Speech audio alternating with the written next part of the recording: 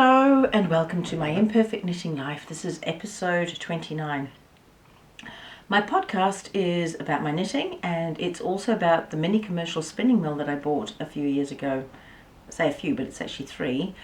And anyone who's followed me will know that I basically knew nothing, and over that time I've learnt the machines, I've learnt to make yarn, and I love knitting. So welcome. Let's get along with the story today. I'm really going to try and stick to 30 minutes because they always end up about an hour long, and I think it'd be much better to do them more frequently and a little bit shorter. So wish me luck. The first thing I want to talk about is what I'm actually wearing. Now, I did not knit this. One of my subscribers offered, I actually asked her, but she also offered to do test knits, and she's already done one test knit for me before, and so Colleen test knit this top for me, which is the Yanis by Isabel Kraemer, and it's a lovely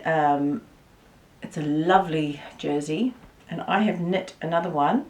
I'm actually going to show you. That's the one that I knitted, and I did that in oatmeal, and then I hand dyed. I called it peacock, the colours, because it was like vibrant greens and blues, and I just loved that. The only problem was I did a one-off of that and I didn't quite rinse the colours out very well, so it bled. But anyway, let me get on to the story, because you know me, I digress all the time. Anyway, the Isabel Kraemer is a lovely top-down construction. You do some increases while you're doing the chart. I really like the construction. There is a short sleeve and a long sleeve version. I've only done the short sleeve. Colleen did the short sleeve, and I'm going to tell you a little bit about the yarns that she used. So the pattern asks for, I think, a yarn that's 180 meters per 100 grams, and so what I sent down was this lovely one here. It's a burnt mustard, and I dyed it after I had spun it. So it is Polworth, and it's got a tiny bit, I don't know if you can see, a slightly darker colour in there, which is a black Romney, which I got from somebody from the NZ Coloured Sheep Association that I joined recently.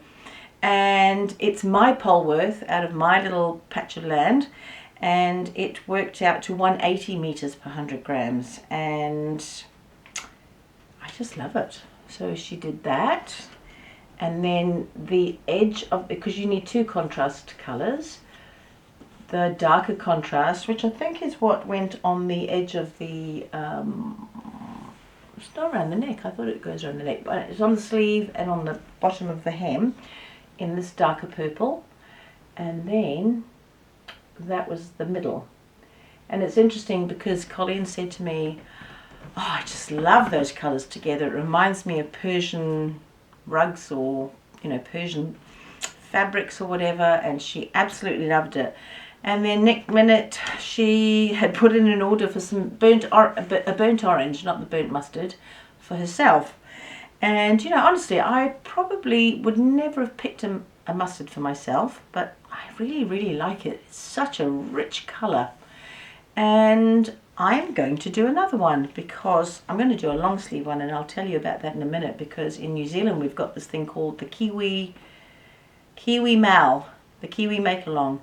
You don't need to be in New Zealand to join the Kiwi Mal, but basically with that you need to either knit with the New Zealand yarn or knit a pattern by a New Zealand designer, or both. I think you could technically spin your own yarn with a New Zealand fibre as well, and that would be absolutely acceptable. So it runs from the 1st of June for 3 months, which is our winter months, and I really want to get the long sleeve one done. I've got 2 things I want to get done in the Kiwi Mal, and I'll tell you the 2. So the first is one of these. I was thinking about colours and colour choices for this, so I'm just going to grab a couple of bits for you and show you. I've got to turn around for this. So again, if I wanted to do something not quite as brown as that one, I have this beautiful, soft, beautiful mustard colour, which I would never wear next to my skin like that. But you know what? If you warm it up, you can warm it up with something else. So that would be divine. I think actually before I even tell you that, I should tell you how much she used on this. So this is the 3rd size. I mean, I like my garments to fit. I don't like them super baggy. Having said that, I thought for the next one I would try the next size up and see how it goes. But total, it was less than 300 grams of the burnt mustard, and then less than 50 grams of the contrast colours altogether, both of them together. So that's actually a very, very affordable knit. And she said to me, Denny, why don't you do some kits, because you've got some great colours, you're good at doing some colour combinations. Some people struggle to do the colour combos, so you could put some kits together. So what do you think of that? Shall I put some kits together? Keen to hear, and I will think about that. In fact, I'll actually base it. If there's not much interest, I don't think I'll bother. But if there is some interest, even if it's a little bit, I'm happy to help people pick out colours for themselves. And we wondered about doing, like, you know, a warm, a cool colour, any of those sorts of things. So just with that in mind, that was the suggestion, the lighter mustard. And honestly, you could pick the lighter mustard with that as an edge, and then this in the middle. That would look stunning. There's also, you could have the mustard with that on the edge, this in the middle. You know, you just don't know until you actually knit it up what it's going to look like. And there's even that one. You could even just do the navy blue if you don't want such a big contrast, but you want something a little darker. I think that's stunning. I love this one as well. I really love this one. So I think that one goes quite nicely with the blue. But look at it. Whoops. Because it just picks out some of that mustard in there, but the turquoise is just lovely. It's going to lift it. So let me know if you're keen, because I'll be happy to do those things. It takes time, and I know that people do like some ideas of what to do, so let me know. Thank you so much. Getting on to the next bit. The next thing that I knit was, I did the Alpine Bloom hat, and that's because it's a DK and I have managed to get DK yarn. So it's a little bit thicker, so I didn't knit the large adult size hat. I knit the next size down, so the second to last size. Let me just grab it. So it's the Alpine Bloom hat, and that is by, hang on, Caitlin Hunter. And I did 2 versions. I've got a wasp in my house. I think it's because it's coming with wood. Just gonna have to keep an eye on that wasp. But anyway, let me show you this. So the first one I did, I am not a hat person, so I'm gonna put it on, but I'm not happy about it. So this is the Alpine Bloom. To be honest, I think you actually can see the pattern there. I was like, no, you can't see the flower. It's not very clear. I felt like the contrast between the oatmeal and the meadow flowers, I have to look it up, wasn't enough, but having seen it there, I think maybe it is. So that's the second last one. I am not, look at me, I'm not a hat person. But again, it's a great sample. So that was just over 50 grams. I could even do a little sample, you know, 50 gram, 250 gram skeins, and you would definitely have that and a little bit left over from a hat. And I thought, wow, honestly, that doesn't show really enough contrast, so I did another one, and I haven't finished it, but I'm just going to grab it for you. And this really does show the contrast off in the pattern. Alright, so this is also the oatmeal. The oatmeal is 190 meters per 100 grams. It is Corriedale, Merino and Alpaca. and just lovely, squishy. So, you know, when I think about my yarns at the beginning, so proud. And then I also dyed up a bunch of yarns to go with it. So that is the contrast. So they're all individually hand dyed, and that's that one there. This one is called, if you want to look online, Wildflower Bouquet. And that's Polworth, and that Polworth is out of my garden. And I added a little bit of a black Romney to it. You can't really see it very much, but I just think it gives a little nice texture. And that's also the same that was done here. I mean, it doesn't really, you wouldn't really do the mustard in that, but it's beautiful. Look. And also, each one, some of them are a little bit darker, some of them a little bit more green, a little bit more yellow, all individually dyed. So I'm really happy with that. Yeah, so that is the Alpine Bloom hat. Oh, the one other thing, because I literally, all I've made is a couple of hats. It's called the Boothbay Beanie, and I used one of my skeins here, and just to show, you know, how the colours go throughout. The weird thing is, I'm going to show you the picture of the Boothbay Beanie. It's really weird because you look at that, I'm sorry, that looks like a small cuff, what did you call it, rollover, whatever. And when you actually look at this, they said 15 centimetres. Look how much ribbing is in that. So if you didn't do that, I reckon you'd get a hat 50 grams, because this was 75 grams the whole thing, and it really does show off some of those colours. This was actually, honestly, at Woolfest, I'll tell you about that in a minute, was one of the most popular colourways, and I sold out of what I took to Woolfest, and then I also basically sold out of what I had online, and I've made some more in a couple of different weights, and I've got some to ply and put up, so that'll be going up soon. But yeah, 75 grams, but you know, some people, you know, my hubby went, oh, it's actually really nice with that extra bit of brim. That's it, brim. But I am not a hat person, so that's me done. No more whips and no more finished objects. Actually, that's my whip, was the other Alpine Bloom. Now, what I do want to do, like I said, is I want to do a long sleeve Yanis to have a sample.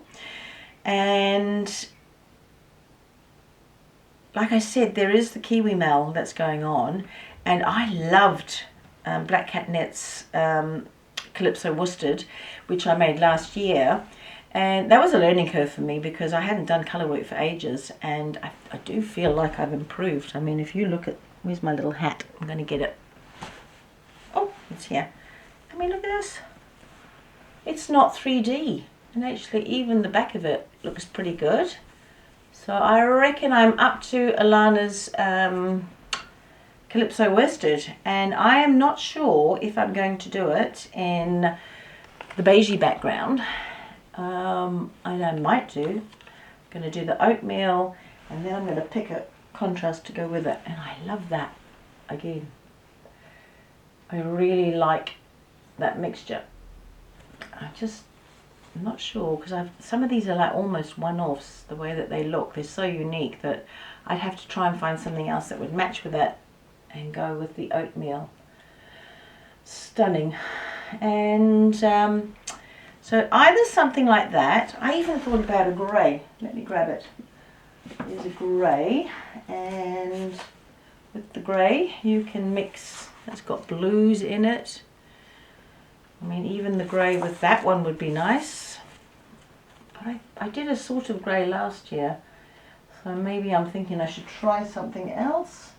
I've also got this one, which is, you know, this one is actually dyed in the roving and then spun, and then this one is spun and then dyed afterwards. As you can see, there's a lot of good colours in that, and I think it'd go quite nice with that. Anyway, what do you think? There's me going on and on. Oh, I love this one too. So that would also be nice. That actually might go nicely with the grey and the oatmeal. I just was, honestly, when Colleen said to me how much she loved the colours, and it just reminded her of Persian fabrics and stuff like that, Persian colours, and she's like listening to a Persian YouTube video while she's knitting, and just whenever people tell me how much they love my yarn, it honestly warms the cockles of my heart. I just can't even say anything else, because I honestly didn't imagine getting to this stage. You know, I'll tell you a little bit about Woolfest. If you want to see a video about Woolfest, don't look at me. I did not do one. Lupine Wools did a great one. There's several people that have done really good Woolfest. I think Strawberry Patches did a good one. Just literally, just YouTube search it and they'll pop up. And, you know, there's just so many kinds of traders there. And last year was nerve-wracking. And this year I just felt so much more organised. And I was so proud of the change in the product. I was just really, really pleased to go there, and people came up to me and said, oh, it's a little while since we've seen a podcast, and we love them, and we love the wool. Sorry, I got a tickly throat. Might have to go grab my water bottle. Okay, I'm back. So yeah, so they were saying things like how much they enjoyed the wool. And I swear, I was just like, that makes all the blood, sweat and tears worthwhile. And then some people said to me, gosh, you know, like, I can't believe what you've done. It's so inspirational. And I'm like, really? For me, I just have to be busy all the time. And I'm sure I like drive my family crazy with my sort of hyper-focusing on things like anything to do with the mill. And well, yeah, I don't even think sometimes that I think enough about what I've done. And when you go to something like that and you get great feedback, good interactions with people, and then you stand back and look at your stall and your product, so I mean, are you allowed to say you're proud of stuff? I am proud of it. And it's not often that I pat myself on the back, because I'm such a realist that I actually see the good things, but I also see the things that need fixing. So yeah, thank you so much for everyone that came to visit. And I had a ball. I managed this time, like last time I don't even think I got to look around the stalls for more than about 10 minutes. So this time I did get to look around the stalls, and I bought some beautiful fleece, which I have already turned into yarn, and I'm going to tell you a little bit about that soon. So we did Woolfest, and then we came back. I was just like so talked out. I had a sore throat. It took me like 3 days to recover. I feel like it took me 2 days just to unpack the trailer and put everything away. And then I had to check all the stock online and put it up. So I'm not sure if I said this last time, but I just put pressure on myself getting Shopify sorted and all sorts of things. The podcast only went out last time after Woolfest. And yeah, I'm now on to the next one. What I want to tell you about, really importantly, is, let me have a little look at my list, because I made a list to try and stay on track.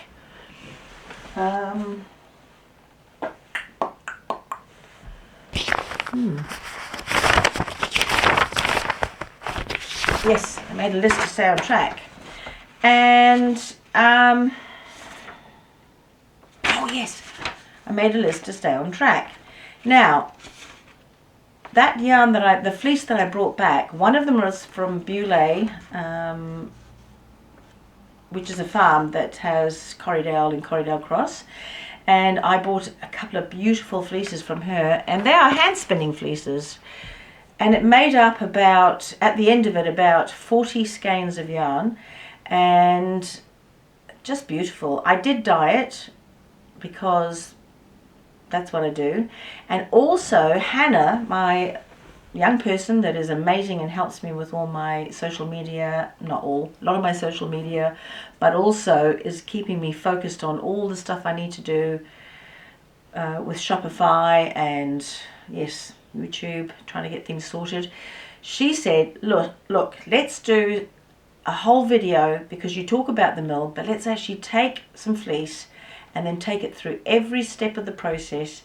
I'll video it, and then we'll edit it down, and then we'll talk over. You can do a talk over, and we'll put it up specifically so people can see how much time and what you do to make your yarn. And so we did that, and so it's not quite edited, and it will go up on the next podcast that I do in probably a couple of weeks time. And after that, Woolfest, just last weekend we went to the Rotorua Creative Fibre Fun Day, and that was awesome. I swear there was like probably more than 90 people came with their spinning wheels and their knitting. And again, I caught up with people that I hadn't seen for a while, lots of regulars, and we had such a ball. We really enjoyed it. So sold quite a bit of fibre. Sometimes what I do is, I know that if I go to a spin-in, people would like fibre, and so I take the fibre and I sell a little bit of yarn, but it really is, it's just an experience for me to go and schmooze with my tribe really, and talk about the mill and catch up, and for them to see the new colours and all that blah blah.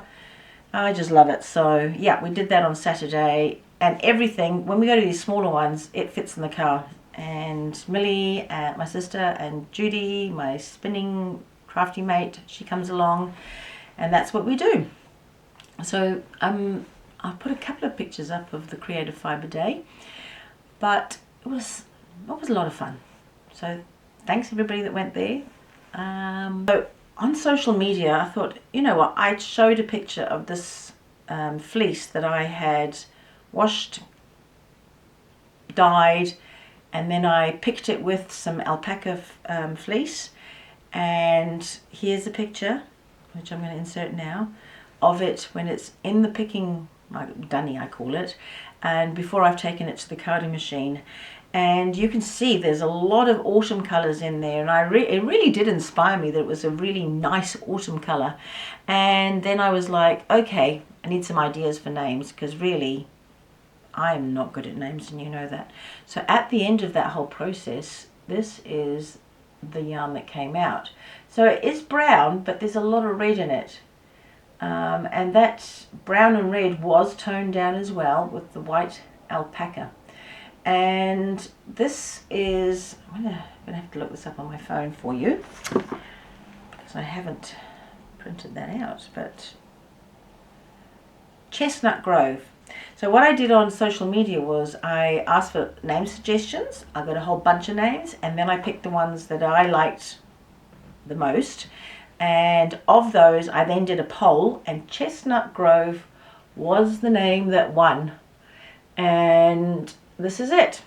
And Chestnut Grove is 200 meters per 100 grams, which I think is 220 yards per 100 grams. And I'm selling that for 35 New Zealand dollars a skein. Yeah. So I told you about the video that Hannah did, and we took 2 fleeces from Beulah and processed those, and they were Corriedale. She said to me, you've got an eye for fleece because you picked the 2 nicest fleece. I swear I could have sold them over and over and over, and I was like, woo, lucky I got them. So what I did do was I did blend a tiny bit of the Angora Bunny in it, not a lot, and this is what we ended up with.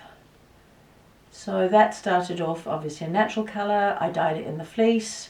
Looked quite, well, I used a red obviously, and then I just toned it down with white fleece. And I put some Angora Bunny in that, and it's super squishy. Look, squishy. And I think that one as well, if you look at it, I call this Rosy Posy. That name popped up for me, so it wasn't difficult to find. And that's a 190, which is also a DK or an 8 ply. And, you know, pink is not my colour, but some people like it. It's quite a warm pink.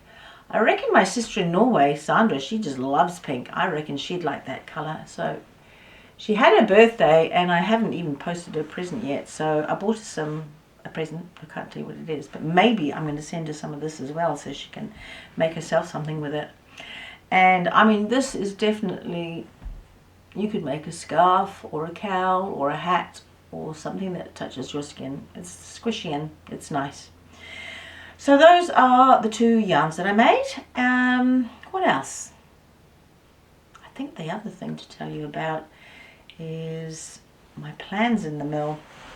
So I did actually ask my Sparky, Carl, to come along and help me, because the skein winder, it's, you know, we set it up so that it no longer gives you an electric shock, so I don't have to hand wind it, and it turns. But what happens is I have to calculate how many turns depending on the thickness of the yarn.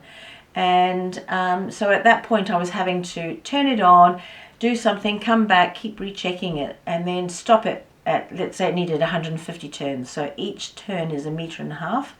And I was like, man, I just really wanted to do it turn off by itself.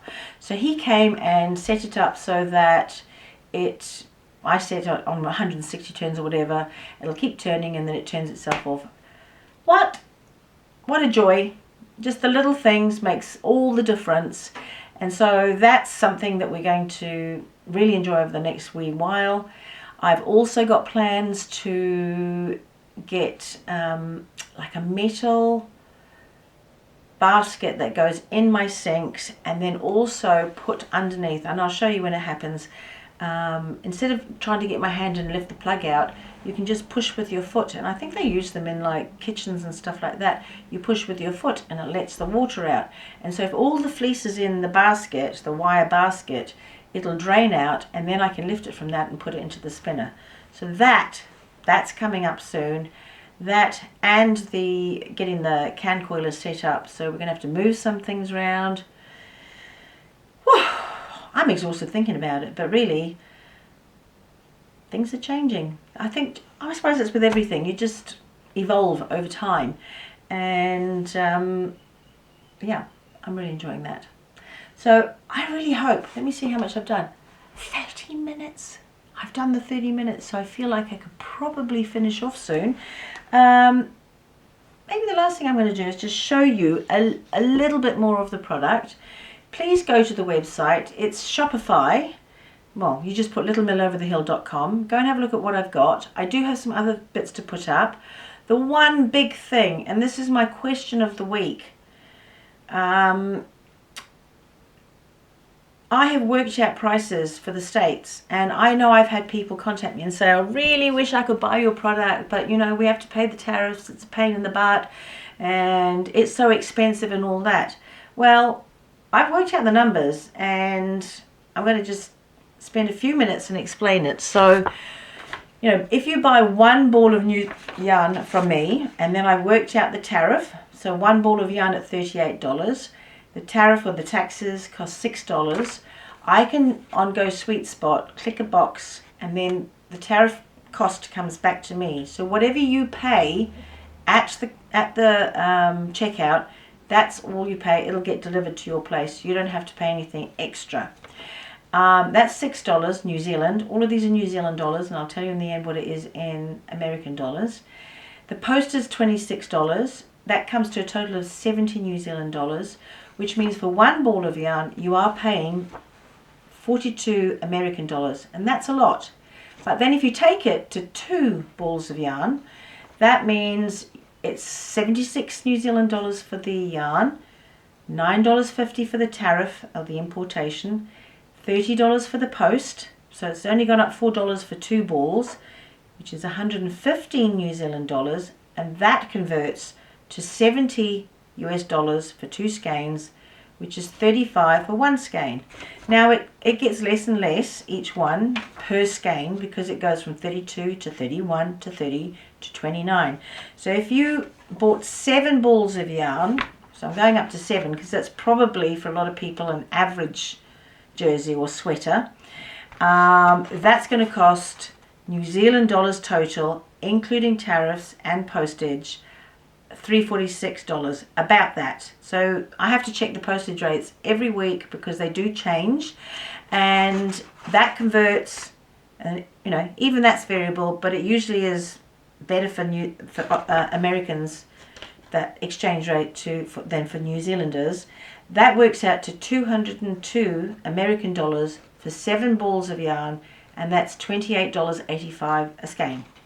So I haven't actually put the shipping prices up yet. If people are keen, you need to let me know. I probably will do it anyway in a couple of weeks, but if somebody wants to give it a go, we could actually do a one-off. I'll sort out the costs. When you look at the checkout, it may not be showing it to you. It might look like dollars. So you're going to go, oh my goodness, that's $346. But actually, when it converts, after you've paid, it's going to convert into your own dollars, and that's 202 US dollars. So, yeah, let's see. I'm going to reopen it because it was open and I closed it after the tariffs because it was really in the too hard basket. So now I really am done, and next episode we'll have the whole process of the mill, and hopefully I'll have some whips because I don't know if I'm going to have any finished objects in 2 weeks. Let's see. If you are not a subscriber, please subscribe. Comments are great. I really do like them. It helps me get more exposure. Thumbs up help me get exposure. Please connect with me on Instagram. If you've got anything that you've made out of my yarn, I would love to see it. So make some connections and see you next time. Thank you so much for coming along. Bye.